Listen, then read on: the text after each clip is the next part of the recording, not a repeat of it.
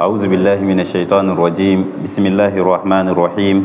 الحمد لله رب العالمين والعاقبة للمتقين ولا عدوان إلا على الظالمين والصلاة والسلام الأتمان الأكملان على أشرف الأنبياء والمرسلين نبينا محمد صلى الله عليه وسلم وعلى آله وصحبه أجمعين وسبحانك اللهم لا علم لنا إلا ما علمتنا إنك أنت العليم الحكيم رب اشرح لي صدري ويسر لي أمري واحلل عقدة من لساني يفقه قولي وبعد السلام عليكم ورحمة الله وبركاته. Dukan yabo da jinjinawa sun tabbata ga Allah subhanahu wa ta'ala, Allah mai kowa mai komi wanda cikin ikon shi da amincewar shi da kadartawarsa ya sake haɗa mu a wannan masallaci mai tarin albarka a wannan yammaci na ranar Asabar wanda ya daidai da 8 ga watan Safar hijira annabi Muhammad sallallahu alaihi wasallama daga Makka zuwa Madina 1447 wanda ya dace ma 2 ga watan 8 miladiya ta 2025 domin ci gaba da karatun mu cikin wannan littafi na Mukhtasar al-Akhdari na Sheikh Abdurrahman al-Akhdari, Allah subhanahu wa ta'ala ya ji kanshi. Wanda idan ba a manta ba a satin da ya gabata mun tsaya inda malin ya kawo mana bayani game da ababen da ya haramta ga mutum wanda yake baligi mukallafi wanda shari'a ta hau kan shi ya zamanto ya nisanci wannan abu. Daga ciki inda muka dakata shine inda malin ya kawo mana wata akhirus salati an awqatiha, wato haramun ne ga mutum musulmi a same shi ya ringa jinkirta sallah har lokacin ta ya huta, saboda sallah mun sani lokuta gare su kamar yadda bayani ya gabata. Kowace sallah akwai lokacin shigarta akwai lokacin wutarta. To haramun ne ga mutum musulmi ya yi sakaki da gangan ya bar lokacin sallah ya fita. Akwai uzurin da shari'a ta ba da dama, misali in kana kwana, misali wannan an sani rufe alqalam an thalatha, manzo Allah sallallahu alaihi wasallama ya faɗi mana cewa an-na'im hasta yastayqiz, dukkan mutumin da yake kwana har sai ya falka. Amma ba irin wasu kwanan da muke yi ba, zaka gani sai ka sani lokacin sallah ya kusa kuma ka kwanta. To kaga wannan akwai sakaki a tattare. A irin kwana wanda zai dauke ka har lokacin sallah ya zo ya huce ka, to wannan ba za a kama ka ba da laifi. An tambayi manzon Allah sallallahu alaihi wasallama a cikin hadisi cewa ayyul a'mali afdal ya rasulullah, wai wani aiki ne yahi, wasu ayyuka ne, wani aiki ne yafi bawa mummuni ya zamanto ya tashi da shi? Manzo Allah sallallahu alaihi wasallam ya ce as-salatu ala waqtiha, yin sallah akan lokacinta.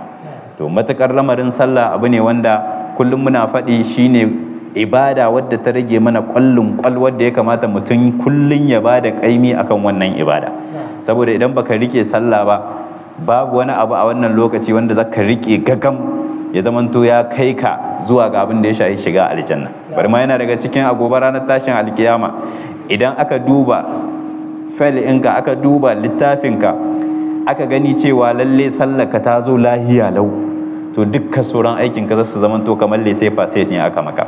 To yana daga cikin abin da ya haramta shine mutum musulmi ya ringa yin sakaki game da abin da ya shafi lokutan sallah.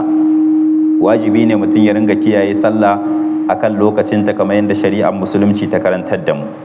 Sai malam ya ce wala yahillu suhbatu fasiqin wala mujalasatihi li ghairi darura. Haka baya halatta ga mutum wanda yake mukallafi musulmi ya ringa abokantaka da fasiki. Wane ne fasiki? Shine dukkan mutumin da wato wani aiki na laihi da yake aikatawa ya bayyana. Misali mutum ne wane ne yake aikata zina, Allah subhanahu wataala ya kare mu, ya bayyana cewa wane ka sani sarai aikin shi aikin alfasha ne ta zina, to wannan mutumin fasiki ne. To bai halatta ka ringa zama tare da shi, wannan haramun ne. Mutum ne yake shan giya mun san haramun ne, to wannan abu za a ce wane fasiki ne saboda yana aikata wannan aiki na laihi na abin da ya shahi zunubi. To dukkan wanda yake aikata irin wannan shi ake kira fasiki, dukkan abin da Allah subhanahu wata'ala ya haramta. To shine malam yace bai halatta ka ringa abokantaka da wannan mutum, yace wala mujalasati, ko da wato abin da ya shahi zama da shi li gairi darura, sai dai in darura ce ta hada ku.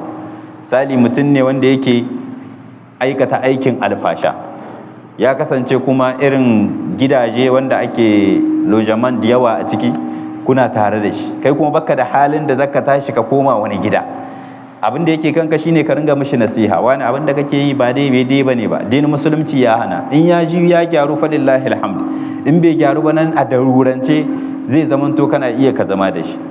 Amma ko kuma mutum wani aiki ya haɗa ku, wanda wannan aiki shine aikin ka shine aikin shi, an kawo ka wajen aiki to kuma mutum ka samu a wajen akwai wani wanda yake aikata aikin alfasha ya tabbata kuma cewa gashi nan, to wannan in ba darura aiki ba, duk da haka nan kuma zaka ringa mishi nasiha, kana kiran shi cewa ya gane cewa wannan abu da yake aikata laifi ne, ya tuba zuwa ga Allah subhanahu wata'ala.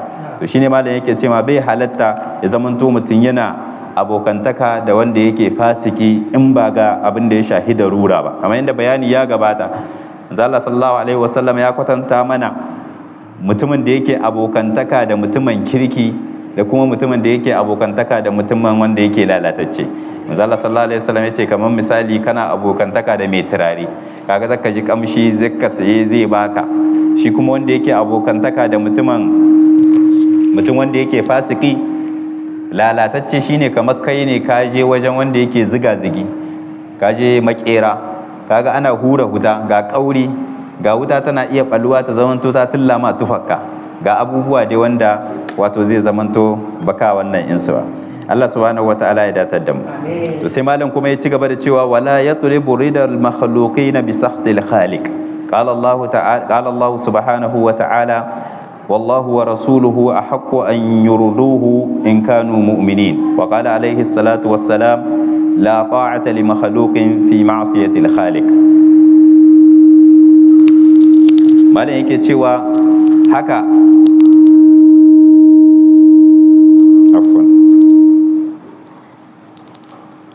malam ya ci gaba da cewa bai halatta ga mutum wanda yake musulmi ya ringa neman abin da ya shahi yarda ta wato abubuwan halitta, yarda ta mutane game da abin da ya shahi batawa Allah subhanahu wata'ala. Misali ya zamanto kana mutum musulmi, ya zamanto kai kullun so kake mutane su zamanto sun yarda da kai, ya zamanto kowa ya yarda da kai, kuma alhali kai kuma kana sabawa ubangiji subhanahu wata'ala. To wannan abu malam yace haramun ne, saboda manzo Allah sallallahu alaihi wasallam ya ce mana la ta'ata li makhluqin fi ma'siyatil khaliq, babu biyayya ga wani abin halitta a wajen sabawa Allah subhanahu wata'ala. Dukkan wani wanda yake abin halitta ne, wanda Allah subhanahu wata'ala ya halicce shi, wani dan uwanka ne, wani mahaifinka ne, dukkan lokacin da zaka zo ka mishi wata biyayya ta yanda wannan biyayya kuma sai an saba ma Allah subhanahu wata'ala, to wannan haramun ne. Anan bai halatta ka mishi biyayya. Wani mahaifinka ne ya zo ya yi wani abu wanda kuma taka alhurma ubangiji subhanahu wata'ala ne, anan biyayya ta Allah ita da manzon Allah sallallahu alaihi wasallam ita ake gabatarwa akan biyayya ta mine ta wani wanda yake koma bayan hakan. To shi yasa nan malam yace mana wala yatlubu ridal makhluqin bi sakhtil khaliq, bai halatta ya zamanto mutum musulmi yana neman yardar wato wasu mutane tare da sai ya saba ma Allah akan wannan. Kenan dukkan in ya kasance wannan irin haka ne, to wannan haramun ne, bai dacewa ya zamanto an samu mutum musulmi yana aikata wannan. Shi yasa malam yace wallahu wa rasuluhu ahaqqu an yurduhu in kanu mu'minin. Ai Allah subhanahu wata'ala da ma'aikin shi ya fi cancanta su zamanto sun nemi yardar su in dai har mutane sun kasance su mummune ne. Kana mummuni, neman da kake fafutukar da kake a rayuwarka ta yau da gobe shine Allah subhanahu wata'ala ya yarda da kai, Allah ya yarda da kai, manzon Allah sallallahu alaihi wasallam ya yarda da kai. Dukkan mutane da yau gabaki ɗaya kowa zai kika, kowa ya zamanto bai yarda da kai, amma idan ubangiji subhanahu wataala ya zamanto ya yarda da kai, to ka samu wato abin da ya shahi tsira, ka samu falahi. Shi yasa manzon Allah sallallahu alaihi wasallam ya faɗi mana a cikin hadisi cewa la ta'ata li makhluqin fi ma'siyatil khaliq, babu biyayya ga wani abin halitta a wajen da za a saba ma Allah subhanahu wataala. Ko ma wane ne, in dai wani abin halitta ne, mahaifi ne, mahaifiya ne, dan uwa ne, makusanci ne, wani wanda yake sama da kai ne a wuri, bai halitta ka yi mishi biyayya in dai sai ka saba ma Allah subhanahu wata'ala. To shine malam yake mana bayani anan, dukkan mutum wanda yake musulmi baligi mai hankali ya zamanto ya kiyaye wannan. Haka ya ci gaba da cewa wala yahillu lahu an yaf'ala fi'lan hatta ya'lama hukm Allah fihi. Haka bai halatta ga mutum musulmi ya aikata wani aiki hatta ya'lama hukm Allah fihi, har sai ya san hukuncin Allah a cikin wannan aiki. Aiki ne zaka aikata, saye da sayarwa, kai ne zaka fara kasuwanci, abu na farko da ake so ka san hukunce-hukuncen da suke da alaka da kasuwanci. Wannan ita ce shari'ar musulunci ta karantar da mu. Kada ka aikata wani abu face sai ka san me Allah ya ce akan wannan abu. Mutum ne zai yi arme, lasiya ma irin wannan lokaci na bakansa ana yawan arme. Ango zai yi arme, me ya fi dacewa da farko a gaire shi shine ya zamanto ya nemi miye hukunce-hukuncen aure ga baki daya. Yaya ake neman arme, yaya ake zama da mata, yaya ake kaza da mata, yaya ake kaza, komi shari'ar musulunci ta karantar da mu. To babban abu wanda muke samun ƙasa a gwiwa shine rishin ɗabbakawa. Zaka ga mutum ya tashi yin arme, kwata-kwata bai san wani abu wanda ya shayi hukunce-hukuncen arme. Shi dai ya ga arme yake so ya tahi ya nemi arme, ya yi kaza, kwatsam haka za a je a shiga rayuwa, sai wani abu can ya bullo tukun za a dawo wajen malamai a ringa tambayar su. To kaga wannan ba shi bane ba abin da yafi dacewa ga mutum musulmi wanda ka san addini yana kanka. Abu na farko ka san miye hukuncin kaza kahin wato in aikata. Shi yasa malam nan yace ma wala yahillu lahu an yaf'ala fi'lan hatta ya'lama hukm Allah fi. Bai halatta ya aikata wani aiki yace har sai ya san hukuncin Allah a cikin shi. Zira zai zamanto a tsira a ce dukkan wanda zai shiga kasuwa, zaka fara kasuwa sai ka je malamai sun karantar da kai kitabul buyu, littafin da ake saye da sayarwa. Ka san kaza in na siyo kaza zan saida, ka san miye riba, ka san kaza duka ka san hukunce wani zai yi aure sai ka je malamai sun karantar da kai kitabun nika, yaya ake arme, ya kaza, ya ake neman aure, tun daga neman arme har zuwa wato abin da ya shahi rayuwa aure, musulunci ya karantar da mu. Wani zai yi kaza, ka je ka tambaya yaya ake kaza, yaya ake kaza. To babban abu kuma shine ibada. Sallah ce zakai, zai ka tambaya yaya ake yin sallah. Sallah da nake yi koya mun akai ko kuma na gani ne ana yi, ni ma na zo nake yi har na zamanto ina yin abin da ake yi. To ka gani dole sai ka sani. Tsarki ne sai ka tambaya yaya ake yi, azumi ne yaya ake yi, zakka yaya ake yi. Dukkan wannan aiki na ibada dole mutum musulmi ya zamanto ya tambaya yaya ake yi. Sai malam yace ma wa yas'alul ulama, mutum ya je ya tambayi malamai, wanda zaka je ka tambaya su ne malamai. Malaman ma sai malam yace ma wa yaqtadi bi muttabi'ina li sunnati rasulihi sallallahu alaihi wa sallam. Yace ka nemi ka tambayi malamai, malaman kuma ka nemi wanda suke koyi da bibiya sunna ta ma'aikin Allah annabi Muhammad sallallahu alaihi wa sallam. Kaga bai sake ka ba haka cewa ka je ka nemi kowane malami ka je ka tambaye shi. A'a, yace ma ka je ka nemi malamai, malaman ma masu bi sunna annabi Muhammad sallallahu alaihi wasallam, wato su ne masu karantar da abinda annabi sallallahu alaihi wasallama ya ce da abinda ubangiji subhanahu wata'ala ya ce. Saboda akwai wanda malami ne amma bai aiki da abinda Allah ya ce. Akwai wanda kuma malami ne yana karantarwa, yana aiki da abinda Allah subhanahu wata'ala ya karantar da abinda manzon Allah sallallahu alaihi wasallama ya faɗi. Babban abu, malamai suna da daraja a cikin al'umma. Malamai suna da daraja a cikin al'umma, kai gabaki ɗaya a cikin ƙasa ma. Duk tahiya in za a yi ta dole tahiya sai an gama ta da malamai. Saka ga manzo Allah sallallahu alaihi wasallama wanda yake wakiltawa su je gari kaza su zamanto su ne wakilai, duka su ne malamai. Amma mu a irin wuraren mu zaka gani malamai su ne ake mai da gehe, sai wata kadiya, sai wani abu ta lalace tukun ake neman malamai. Da zaka duba kuma komi yau da gobe an zo ana buƙatar, yanzu da ƙasa ta shiga wani yanayi kullun suwa ake cewa aje ayi adda, malamai. An zo an yi rasuwa za a gabatar da sallah, wa ake gabatarwa? Malami. An zo za a yi kaza. In ka duba duka rayuwar ta mu tana da alaka da da su ne malamai.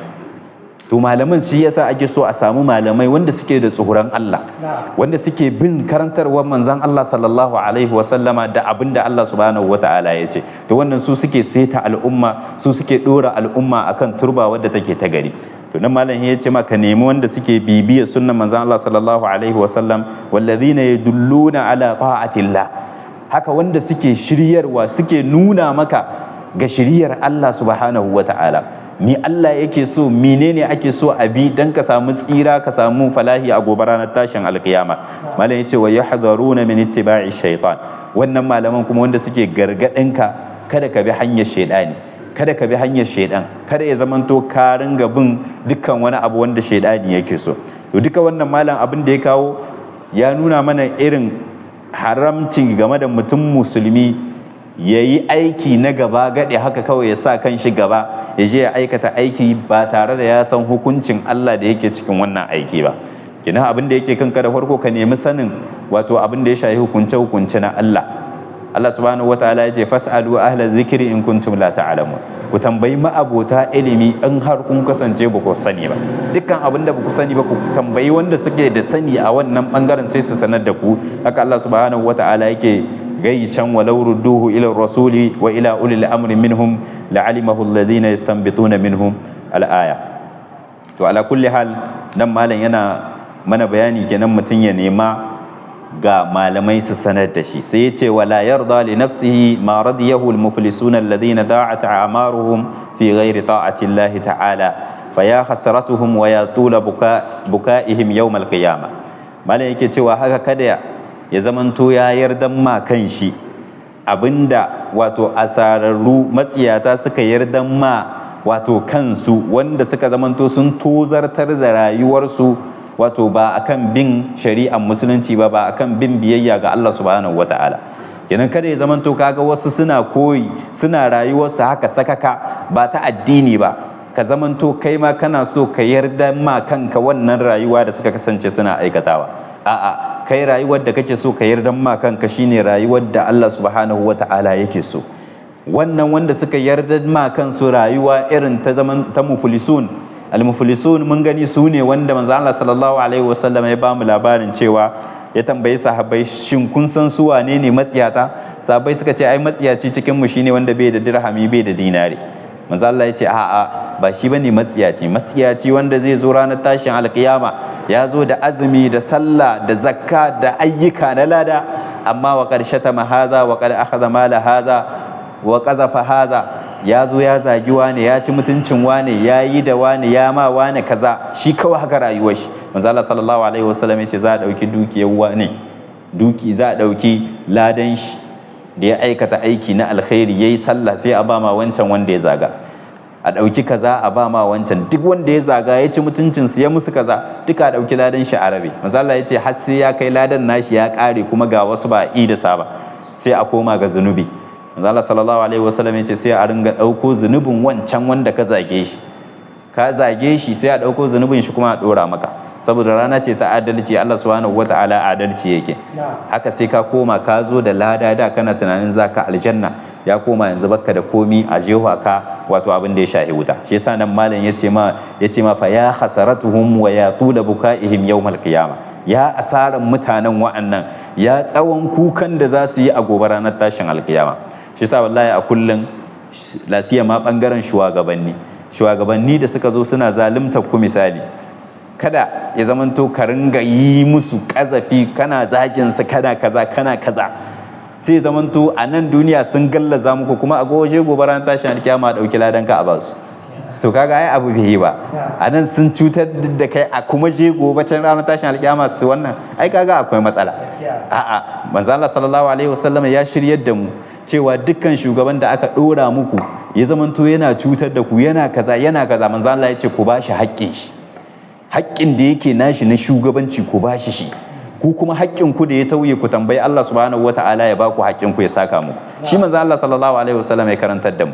Amma idan ya zamanto wanda yana zawa yana cutar da ku, kuma daga baya kuna zagin shi, kuna kaza, kuna mishi kazafi, abinda bai yi ba kun ce yayi kaza ba tare da kun sani ba, sai a ji ranar tashin alkiyama anan ya azabtar da ku kuma ya zamanto an kwashi ladan ku an bashi. Allah subhanahu wata'ala ya kare. Shugabanni biyayya ake musu, kuma su ma mas'uliya gare su wadda take da girma, suna da yauni a kansu. Wannan yauni da Allah ya dora musu sai ya tambaye sa gobe ranar tashin alkiyama. Allah sallallahu alaihi wasallam kuma ya gayi mana kullukum ra'in wa kullukum mas'ulun an ra'iyya.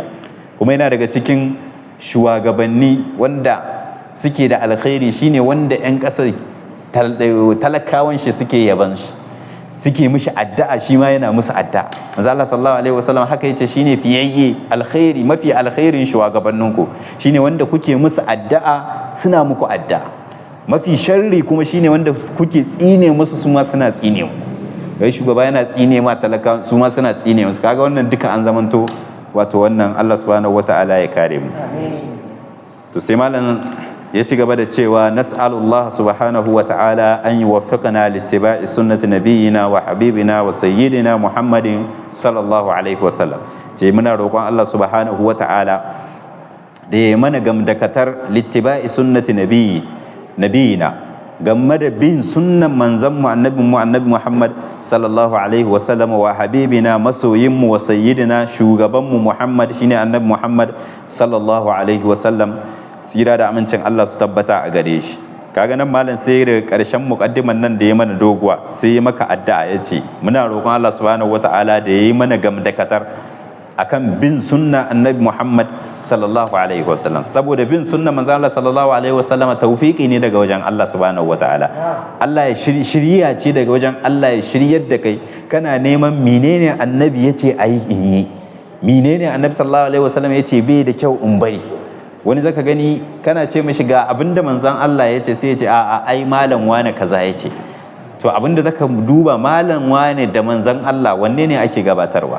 Kowa ana daukan maganar shi a mayar da tashi banda manzon Allah sallallahu alaihi wasallam.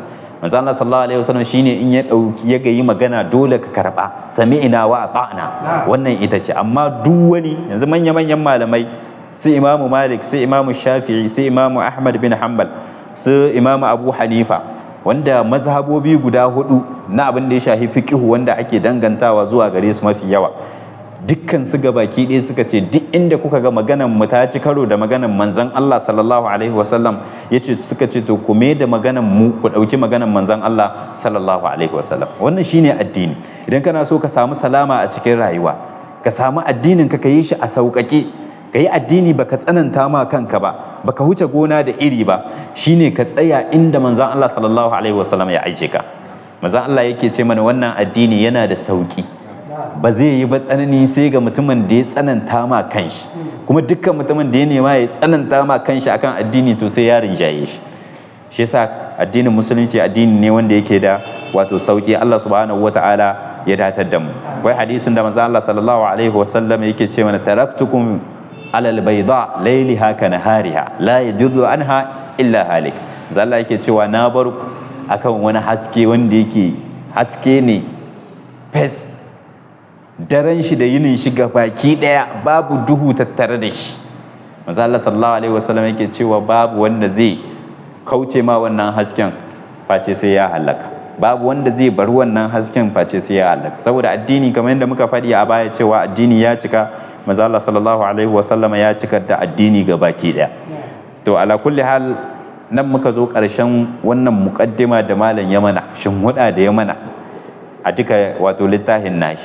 Zan mu gani a wannan shinhudan malam da yi mana ya kasa mana ita kamar gida uku.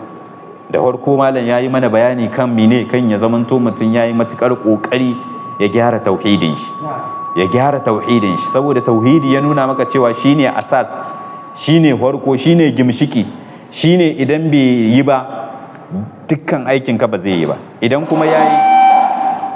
Idan kuma tauhidin ka yayi zai zamanto abubuwa sun tai daidai, amma idan ya zamanto bai yi ba zai zamanto ayyukan ka kuma sai a hankali. Sannan na abu na biyu malam sai ya biyo mana cewa abubuwan da suka zamanto sun zama wajibi akan mutum baligi, tun daga abubuwan koyon sallah da kaza da kaza, wajen ababen da malam ya zano mana sun kai abu 20 da wani abu wanda suke wajibi akan mutum wanda yake baligi. Sannan bancin wannan malam sai ya biyo mana ababen da ya zamanto ya haramta akan mutum baligi, abin da ya kamata ya kiyaye. To duka wannan malam shinhuda ce ya yi mana kafin ya fara maka hakikanin abin da ya kawo maka a littafin. Yanzu ne zan mu shiga game da fiqhun da malam ya kawo mana a cikin wannan littafi mai albarka. To malam sai ya ce faslun fi taharati. Na'am. Malam kai ko a duba. Malam ya ce faslun wato zai shiga maka sabon fasali fi taharati game da abin da ya shahi wato tahara.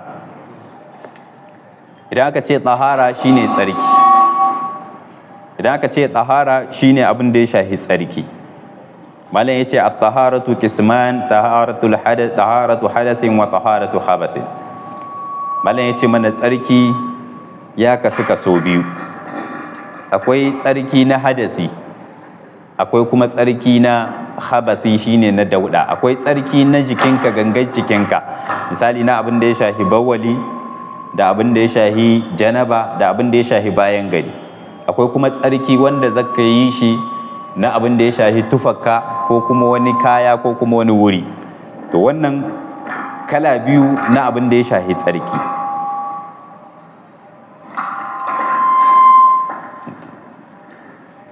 Idan aka ce tsarki a shari'ar musulunci shine kamar da abin da zai baka dama ya zamanto a lokacin da kake ya halatta kai sallah, ya halatta kai sallah a tattare da kake.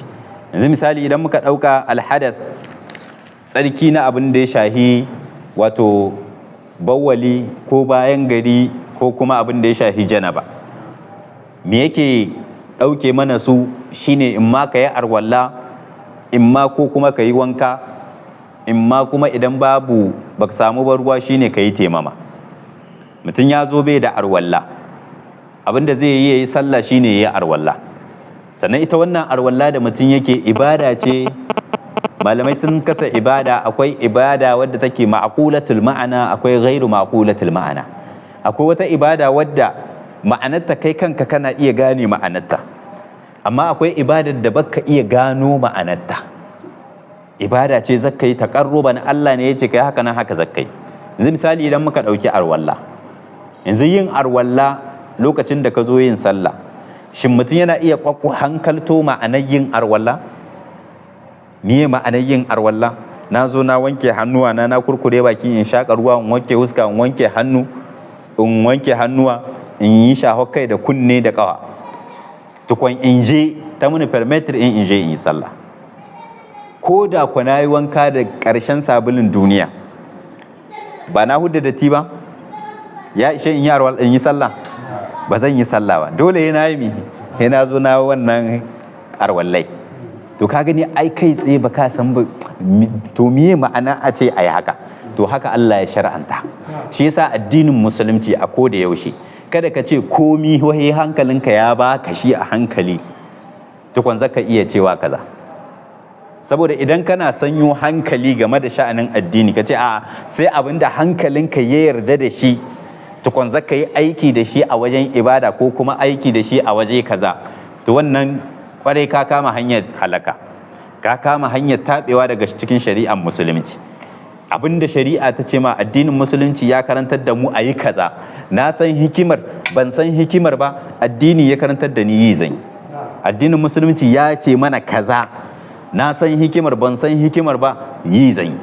Kaga yanzu dai ba wanda zai zo ya ce mana arwalla in kai wanka tsaf tsaf jikinka ba dauda ka je kai sallah, kai kanka ba ka je ba, kai dole sai ka yi mi, sai ka yi arwallan nan.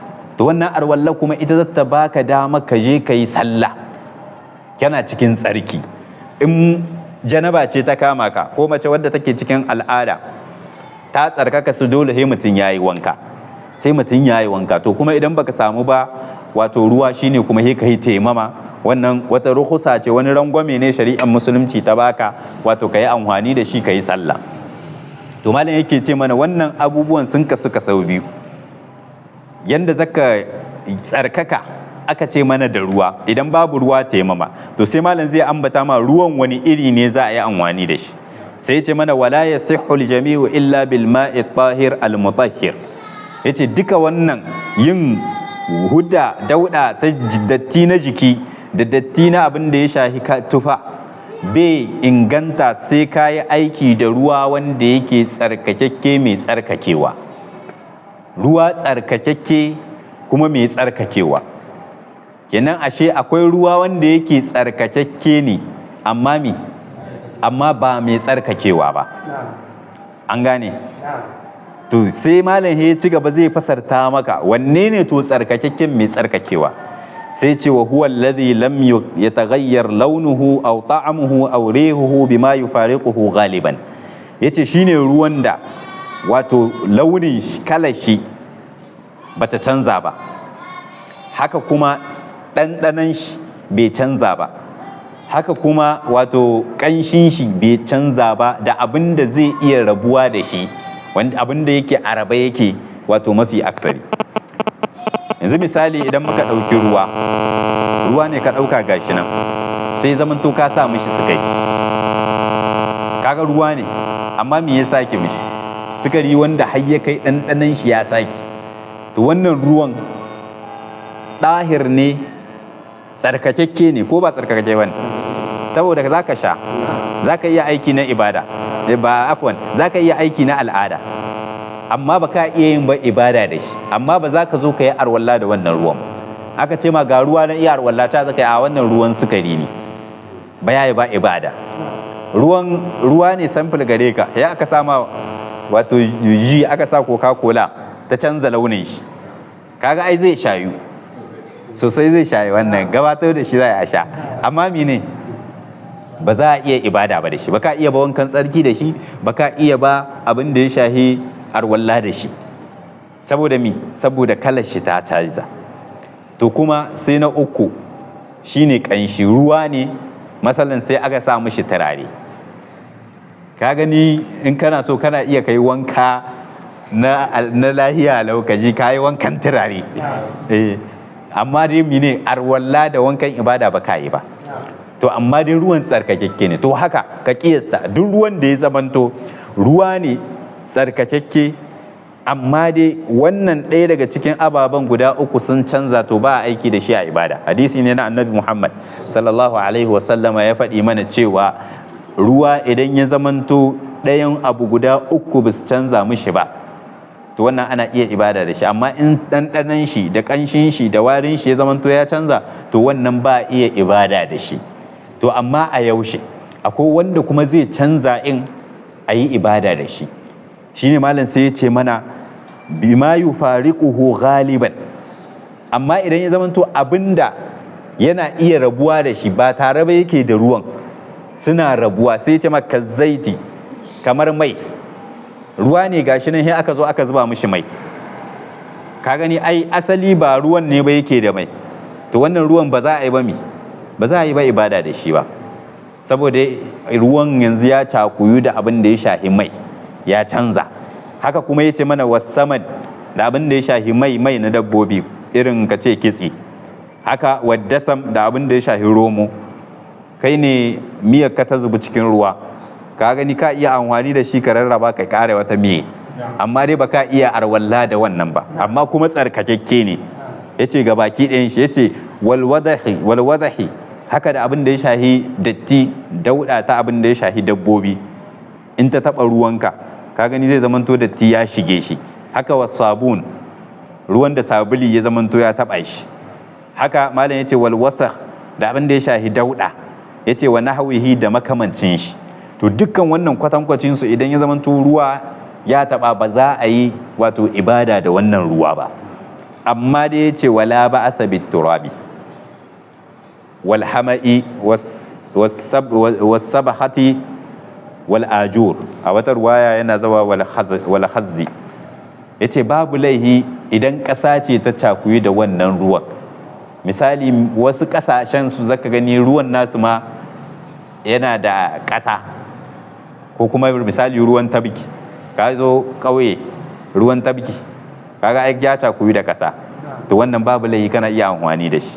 Bancin wannan ya ce wal hama'i da gishiri, akwai wuraren da wato ɗanɗanon ruwansu mi gare shi gishiri gare shi, baka ce ba a wannan ɗanɗanon gare shi ya lalace, a ruwan ne yake haka, shi yasa can yace ma bima yufariquhu ghaliban, wancan ababe wanda suna rabuwa da ruwan.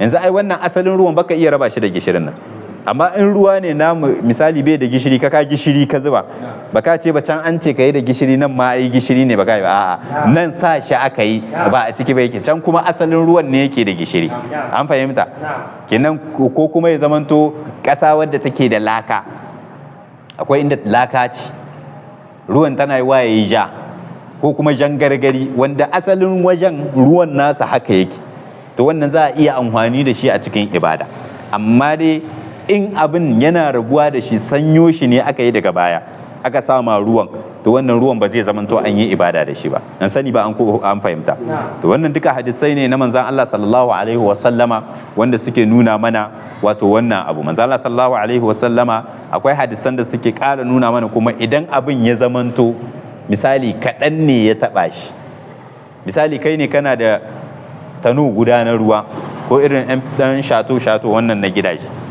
kana da shi na ruwa sai zamanto wata najasa ta taba ta shiga ciki misali tano guda na ruwa gare ka a gida sai yaronka a gida ya hau ya yi hutsari a ciki da wannan an yi amfani da shi ko ba ya yi amfani tambaya wanda suka ce an yi su daga hannu wanda suka ce ba a yi ba su daga hannu to wanda suka ce ba a yi ba an yi hutsari a cikin ruwan wanda suka ce ba a yi ba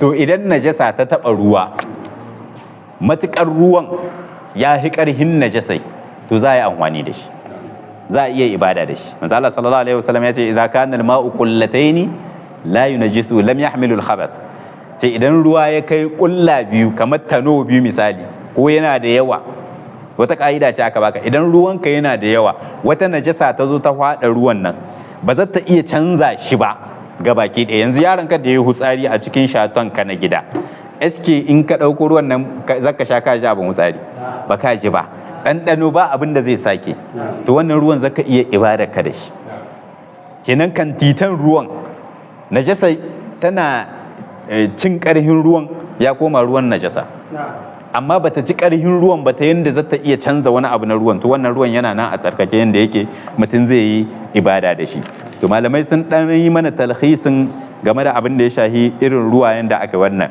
kenan shine wannan yace ruwa wanda yake da yawa najasa ta taba shi to wannan bata canza ba najasan za a yi amfani da shi magabata sun taya akan haka nan to sai abu na biyu malam yace ruwa kuma wanda yake kaɗan najasa wadda take tsarkakakka najasa wani abu tsarkakakke ya taɓa shi amma kuma bai canza ba abubuwan nan guda uku bai canza ba abubuwa guda uku ruwan kaɗan ne wani abu wanda yake misali ruwa ne kake da a cikin so guda sai ji kaɗan ya zuba a ciki wanda bai canza ba kalar shi bai canza ɗanɗano ba bai canza ba ƙamshin shi to an yi ibada da shi ko ba a yi ba za a yi saboda mine saboda bai canza ba abin da ya taba shi kuma tsarkakeke ne sai ce kuma abu na gaba ya ce ruwa wanda abu irin wanda bai rabuwa da shi asalin wurin misali gishiri ne ko laka ce a wajen ko kuma kaza idan ya zamanto ya cakuyi da ruwan wannan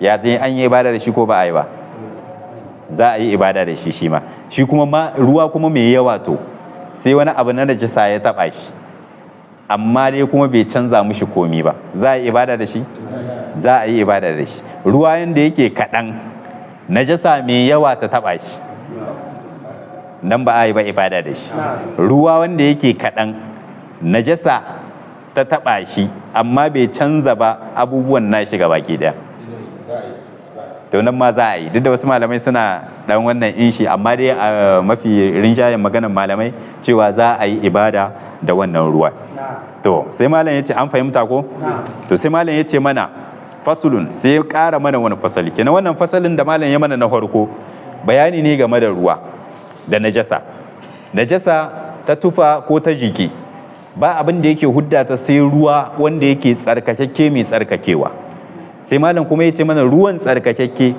ga kalar abin da yake bata shi ga kuma kalar abin da yake in yana tare da shi ko da ɗanɗanon ya canza ko da ya yi kaza ana amfani da shi kuma ga in ya kai wuri kaza yanayi kaza kuma ba za a yi amfani da shi a cikin ibada sai dai a yi amfani da shi cikin al'ada idan shine a takaice fasalin nan abin da malam ya kawo mana to sai malam ya ce idza ta'ayyanatin najasatu idan ya zamanto an ga wato wurin najasa ta bayyana, yace ghusila mahalluha, to wannan sai a wanke wurin nata.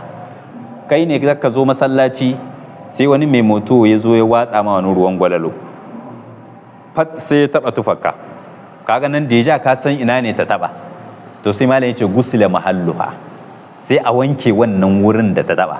Baka ce ba he na koma gida duka na hudda tufan nan, a'a wannan wurin da ta taba nan ne kawai zaka wanke. An fahimta? Ko da ko in ka wanke shi zaka ringa jin kuma dan akwai warin wannan bai cutar da kai, saboda akwai hadisi manzo Allah sallallahu alaihi wasallam ya ga ma mata masu al'ada, misali idan wannan abin jini ya taba suka wanke suka tsarkaka suna jin irin kannin jini, ce wannan ya ne hukuncin shi, aka ce wannan bai, shari'a musulunci ta dauke mana, addini ya dauke ma wannan. Ta taba ka wanke wajen, asar in shi ka wanke, dattin ya sabka, ko da ya ma wani dan jirwayi haka misali, ko kuma kana jin kamar wani odar in shi, to wannan bai cutar da kai akan abin da ya shahi wannan in ka dauke wato abin da ya shahi najasai. Sai malam yace fa in litabasat ghusila thawb kulluhu, amma yanzu mai moto ya zo ya huce ko mai mota ya zo ya huce sai fats ya watso ma ruwa, sai ta zamanto ta taba tufa kadoji ya je da yawa, ta yanda baka iya cewa nan ne da nan da nan da nan da nan, wani kaɗan ta taba wani da yawa, wani ka gani wani ka iya wannan. Sai malam yace to anan kuma ghusila thawb kullu, ka wanke duka tufar taka, kaga maganin wuta daga shakka. Yanin ta taba ka sai ka wanke tufan nan gabaki daya, amma dai idan ya zamanto tabawai wuri ne guda, wannan wurin kawai zaka wanke. In kuma ta cakuyu gabaki daya, to zai zamanto ka wanke duka wato abin da ya shahi wurin tufar taka gabaki daya. To wannan duka akwai hadisan manzon Allah sallallahu alaihi wasallama akan wannan. Daga cikin hadisai wata rana a cikin masallacin Annabi Muhammad sallallahu alaihi wasallama wani mutumin kauye ya zo, da ya zo ya shigo masallaci kawai ya koma gehen masallaci ya zamana ya yi hutsari. Sahabbai suka zabura suka taro su, manzo Allah ya ce ku bar shi. Sai da ya gama hutsarin shi, manzo Allah ya ce ku kawo ruwa, aka kawo ruwa a bokiti guda, aka je aka maka a wajen. Kaga nan mine an ga wurin da ta taba, an san daidai wurin najasa, sai aka ɗauko ruwan kuma aka je aka zuba, shi kenan ya gusar da wato wannan najasa. Kenan wannan iza ta ayyanatin najasa. Idan kuma ta cakuyu, wannan shine zai zamanto an wanke gabaki daya abin da ya shahi wato tuhon wannan. To sai malam yace wa man tadhakkara najasata wa huwa fi salati qata'a illa an yakhafa hurujul waqti, wa man salla nasiyan wa tadhakkara ba'da salami a'ada fil waqti. Na'am. Na'am, wa man shakka fi isabatin najasa, ce mutumin da mun tsallake ko tewa, yace mutumin da yayi kokonto kuma akan wato najasar wannan ta taba tufar shi ko bata taba ba, ko kuma mutumin da yayi kokonto akan wurin da najasar take, misali a tufaka an watso ruwa, kai baka san ba ina ne ta taba ka, kai dai ka san wajen kafa ne, to nan abin da zaka yi sai ka yi nadaha, sai ka zo ka yi yayyahi haka a wajen, ka zo ka shashafa ruwa, an gane, a yayyahi a wajen. Saboda mene? Saboda shakka kake wajen ina ne. Can mun gani ai idza ta ayyana, ta zo wajen ta bayyana, zaka wanke wajen.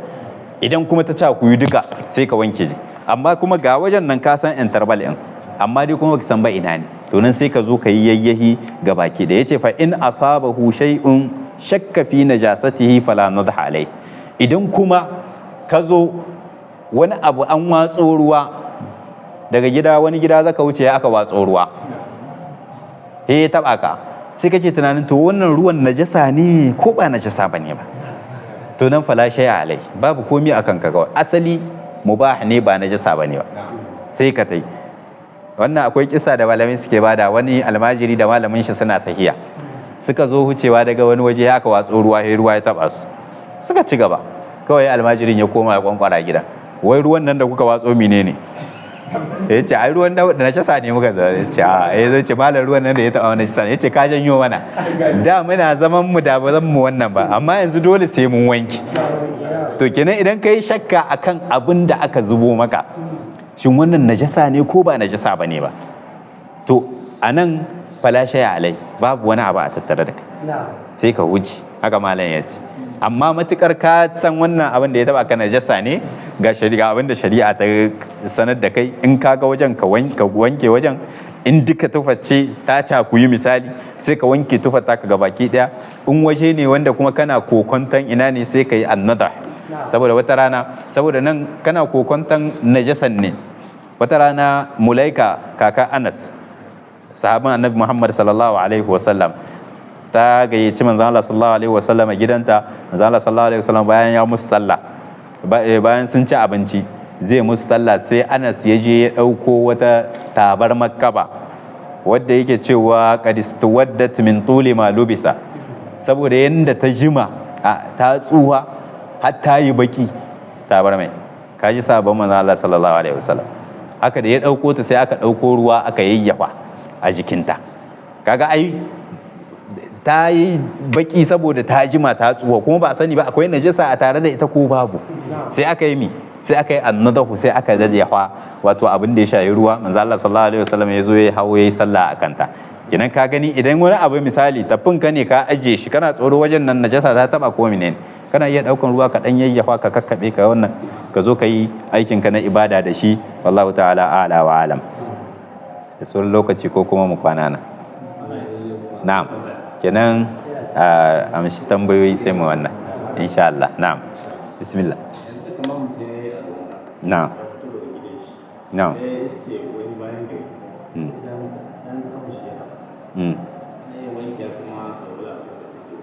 Yawwa, kenan nan ka koma can baya idan malam inda ya ce mana idza ta ayyanatun najasa, bayan gari najasa ne sai ya zamanto wannan bayan garin ka zo zakka ta yi taba ka, zakka zo masallaci, to abinda zakka yi a nan wannan inda ya taba kan nan kaɗai zakka wanki, arwallaka tana nan.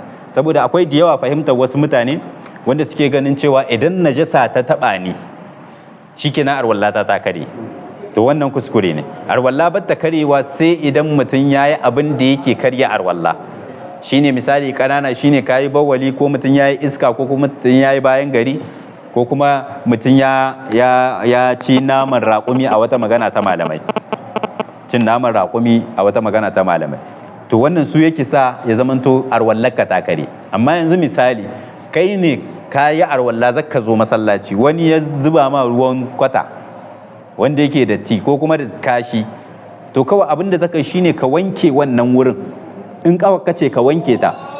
A nan akwai irin misali la sai ma yanzu bangaren damuna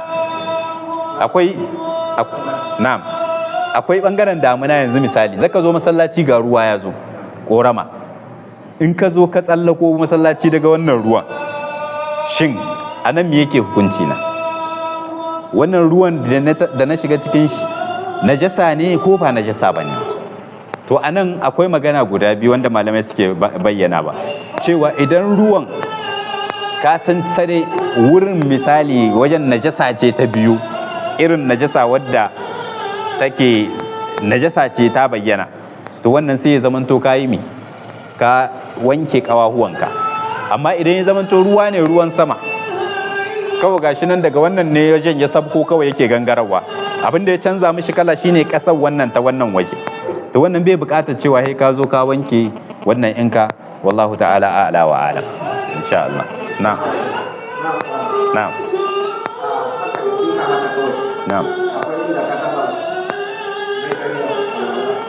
Akwai inda ka taba shi haka a jikin ka zikiri, kamar akwai hadisi na manzo Allah sallallahu alaihi wasallam wanda yana nuna cewa mutum idan ya taba gaban shi to arwallar shi ta kare.